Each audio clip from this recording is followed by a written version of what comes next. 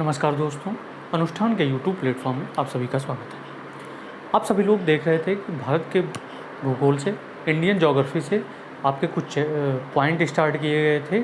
उसी क्रम में आज हम पढ़ने वाले हैं अंडमान निकोबार। तो कृपया आप सभी इस टॉपिक पर ध्यान बनाए रहिए, क्योंकि इस टॉपिक में से क्वेश्चन आपके बहुत पूछे जाते हैं। तो आज हम पढ़ना स्टार्ट करते हैं। भारत के द्वीप समूह में ही लक्षद्वीप के बारे में हमने पिछली क्लास में पढ़ लिया है। अब हम पढ़ने वाले हैं अंडमान निकोबार के बारे में। अब समझेंगे कि अंडमान निकोबार, अगर अंडमान निकोबार की बात किया जाए तो अंडमान हुंडरू नाम से उत्पत्ति हुई है। इसके बारे में हम डिटेल से चर्चा नहीं कर सकते हैं, क्योंकि हमें उतना ही टॉपिक पढ़ना है जितना एग्ज़ाम हमारा क्या हो जाए, क्लियर हो जाए। तो आइए हम ध्यान देते हैं अंडमान निकोबार। अगर अंडमान निकोबार की बात किया जाए तो अंडमान निकोबार में अराकान योम्मा पर्वत है। अराकान योम्मा पर्वत पर ही क्या है, अंडमान निकोबार है, जिसे रखाइन पर्वतमाला कहते हैं। अराकान योम्मा पर्वत को ही रखाइन पर्वतमाला बोलते हैं। अब अगर हम अंडमान और निकोबार को, द्वीप समूह को दो भागों में बांट दें तो अंडमान द्वीप समूह अलग है और निकोबार द्वीप समूह अलग है। अंडमान द्वीप समूह में हम देखेंगे कि अंडमान द्वीप समूह में ये अंडमान द्वीप समूह का एक रेखा चित्र है, जो कि मैप में बनाया जाता है। तो हमने केवल रेखा चित्र बनाया है, इससे आप कुछ चीज़ों को समझ सकते हैं। अब आइए बात करें कि अंडमान द्वीप समूह को कितने भाग में बांटा गया है। अंडमान द्वीप समूह को 4 भागों में बांटा गया है, और पहला उसमें से जो नाम है उत्तरी अंडमान है, दूसरा नाम मध्य अंडमान है, तीसरा नाम दक्षिणी अंडमान है और चौथा नाम है लिटिल अंडमान। अगर बात किया जाए कि अंडमान द्वीप समूह के जो भाग हैं उत्तर से दक्षिण क्रम में व्यवस्थित हैं या नहीं है, तो अगर उनके उत्तर से दक्षिण का क्रम देखा जाए तो उत्तर से दक्षिण का क्रम ये होता है। पहला उत्तरी अंडमान से स्टार्ट होगा, यानी अंडमान द्वीप समूह के सबसे उत्तर में उत्तरी अंडमान है।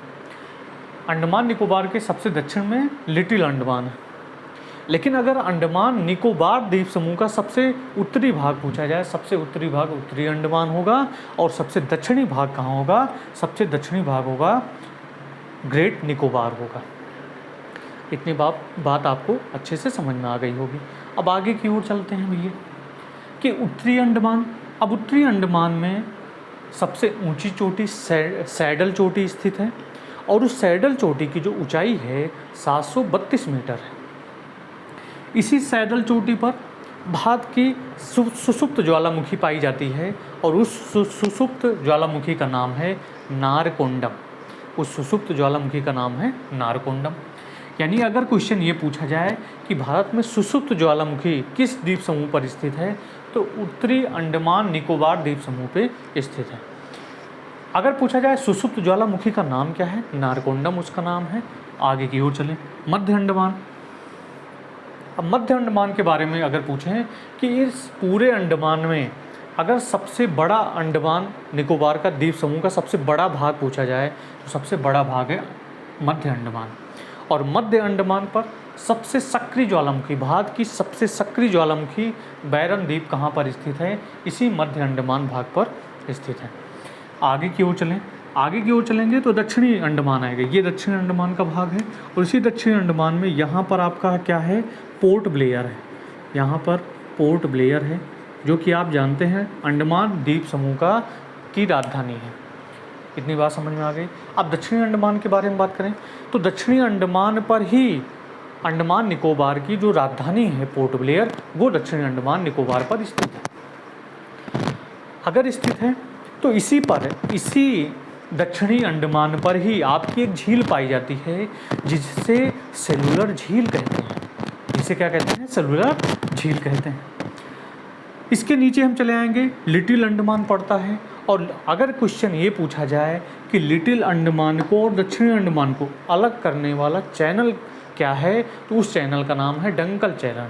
क्या नाम है, डंकन चैनल या डंकन पासेज। ठीक है, आगे की ओर देखें। लिटिल अंडमान से अब ये वाला भाग थोड़ा अलग कर दिया गया है, तो ये भाग ही आपका क्या है, निकोबार द्वीप समूह है। ये अंडमान द्वीप समूह है, ये अंडमान द्वीप समूह है, अंडमान द्वीप समूह, और नीचे वाले भाग को क्या कहेंगे, निकोबार द्वीप समूह। निकोबार द्वीप समूह। निकोबार द्वीप समूह में कौन कौन से भाग आते हैं? तो निकोबार द्वीप समूह का सबसे उत्तरी भाग कार निकोबार है, सबसे दक्षिणी भाग ग्रेट निकोबार है। यानी अगर निकोबार द्वीप समूह को अगर हम कई भागों में बांटें तो ये 3 भागों में बटा हुआ होता है। इसमें से पहला कार निकोबार है, दूसरा लिटिल निकोबार है और तीसरा ग्रेट निकोबार है। अब बात करें कि अंडमान निकोबार का जो सबसे दक्षिणी द्वीप इंदिरा पॉइंट है, इंदिरा पॉइंट किस द्वीप समूह पर स्थित है? तो क्वेश्चन आप बना सकते हैं कि ग्रेट निकोबार पर ही आपके इंदिरा पॉइंट स्थित है और ये सबसे दक्षिणी द्वीप है किसका? अंडमान निकोबार का। अब कुछ पॉइंट अंडमान निकोबार में ही हम देखेंगे जो कि एग्ज़ाम के लिए बहुत ही इम्पॉर्टेंट होता है। तो आप देख रहे हैं कि आपने अंडमान निकोबार के बारे में पढ़ा, लेकिन अंडमान निकोबार में हमने एक टॉपिक छोड़ दिया था, मिस कर दिया था, तो उसको हम देखते हैं। लिटिल अंडमान और कार निकोबार। लिटिल अंडमान और कार निकोबार को अलग करने वाला जो चैनल है उसे कहते हैं 10 डिग्री चैनल। समझ में आ गया? चैनल का मतलब है एक रास्ता, पानी होता है लेकिन सकरा होता है, पानी कम होता है वहाँ पे, तो एक रास्ता है चैनल।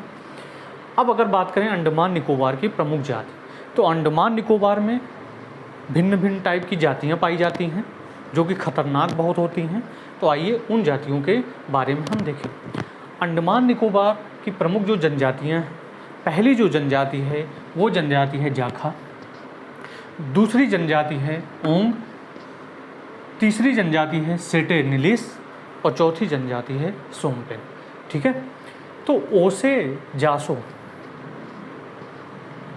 सोजा, ओसे सोजा अगर हमें याद करना हुआ तो हम याद कर सकते हैं ओसे सोजा। ओसे सोजा का मतलब है ओंग, सेटेनिलियस, सोमपेन और जाखा, या इसी को जारवा भी बोलते हैं। ठीक है, तो आपने ध्यान से इन चीज़ को बारे में सुना है।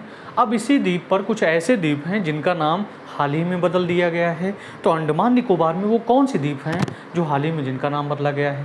पहला नाम है रॉस द्वीप, और रॉस द्वीप का नाम बदलकर सुभाष चंद्र बोस द्वीप कर दिया गया है। नील द्वीप का नाम बदलकर शहीद द्वीप कर दिया गया है, और हैवलाक द्वीप का नाम बदलकर क्या कर दिया गया है? स्वराज द्वीप कर दिया गया है। तो आपने अंडमान निकोबार के बारे में अच्छे से पढ़ लिया है। अब इसी के बाद हम स्टार्ट करने वाले हैं मरुस्थल। मरुस्थल के बाद हम स्टार्ट करेंगे नदी तंत्र, स्टार्ट करेंगे रिवर सिस्टम, स्टार्ट करेंगे, और उसमें आप देखेंगे कि आपके जितने भी क्वेश्चन एग्जाम में आए हुए हैं वो सारे क्वेश्चन आप देखेंगे कि आप लास्ट में कर सकते हैं। ठीक है, तो देखते रहिए इस चैनल को। अब हम अगला टॉपिक देखेंगे मरुस्थल। तो आप देखेंगे मरुस्थल, तो मरुस्थल की हम बात करेंगे भारत के मरुस्थल के परिप्रेक्ष्य में कि भारत में मरुस्थल का विस्तार कहाँ से कहाँ तक है और वे मरुस्थल किस प्रकार के हैं, गर्म मरुस्थल हैं या शीत मरुस्थल है। तो आइए देखते हैं मरुस्थल। सबसे पहले समझते हैं मरुस्थल है क्या, किसे हम कह देंगे मरुस्थल। तो मरुस्थल का मतलब होता है मरा हुआ स्थान जहाँ उत्पादन ना के बराबर हो, जहाँ उत्पादन समाप्त हो गया हो, मतलब वहाँ पे कोई भी फसल ना उगती हो, या वर्षा की मात्रा में कमी, जहाँ जिस स्थान पर वर्षा की मात्रा में कमी हो जाए, या वहाँ पर जो मिट्टी हो असंगठित हो, या तो वहाँ पे बहुत ज़्यादा क्या पाया जाए, रेत पाया जाए, तो उसे हम क्या कहेंगे, मरुस्थल कहेंगे। अब मरुस्थल को अगर 2 भाग में बांट दें तो उत्पादन 2 जगह कम होता है, या तो जहाँ पर सबसे ज़्यादा गर्म हो या जहाँ पर सबसे ज़्यादा ठंडी हो। तो अगर हम गर्म और ठंड के बारे में बात करें कि तो मरुस्थल 2 प्रकार के होंगे। पहला मरुस्थल होगा गर्म मरुस्थल और दूसरा मरुस्थल होगा शीत मरुस्थल। तो आइए हम देखते हैं गर्म मरुस्थल क्या है। गर्म मरुस्थल थार का मरुस्थल है, यहाँ पर गर्मी बहुत ज़्यादा पड़ती है। शीत मरुस्थल लेह लद्दाख में है, और शीत मरुस्थल लेह लद्दाख मरुस्थल भी बोलते हैं। ठीक है, समझ में आ गया। अब अगर नोट पॉइंट देखें कि एशिया का जो सबसे बड़ा मरुस्थल है उसका क्या नाम है, तो एशिया का सबसे बड़ा मरुस्थल है अरब मरुस्थल है। लेकिन अगर पूरे विश्व के मरुस्थल के बारे में पूछा जाए तो विश्व का सबसे बड़ा मरुस्थल, अगर गर्म मरुस्थल की बात करें सहारा मरुस्थल है, और शीत मरुस्थल की बात करें तो अंटार्कटिका मरुस्थल में स्थित है। तो आपने इस प्रकार देखा कि भारत के भौगोलिक विस्तार के बारे में विस्तार से आपने पढ़ लिया। अब हम कल से स्टार्ट करने वाले हैं नदी तंत्र के बारे में, और नदी तंत्र में सबसे ज़्यादा क्वेश्चन एसएससी में पूछा जाता है। ज़्यादा क्वेश्चन पूछने का मतलब है एसएससी में तो 3 ही क्वेश्चन पूछेगा, वो तीनों क्वेश्चन किसी नदी तंत्र से संबंधित हों या विश्व के भूगोल से संबंधित हों, तो इन सब के बारे में आप आसानी से पढ़ सकते हैं। तो कृपया इस चैनल पे बने रहिए, सब्सक्राइब करना ना भूलें, लाइक करना ना भूलें, ताकि हम और बेहतरीन तरीके से अपने कंटेंट को क्या कर सकें, प्रदर्शित कर सकें, दिखा सकें, आपको पढ़ा सकें उसको, ताकि आप आसानी से इन चीज़ों को याद कर सकें। इसी के साथ मैं अपने इस लेक्चर को यहीं पर विराम देता हूँ। तब तक के लिए आप इसको एंजॉय करिए, पढ़िए और अगले टॉपिक के लिए वेट करिए।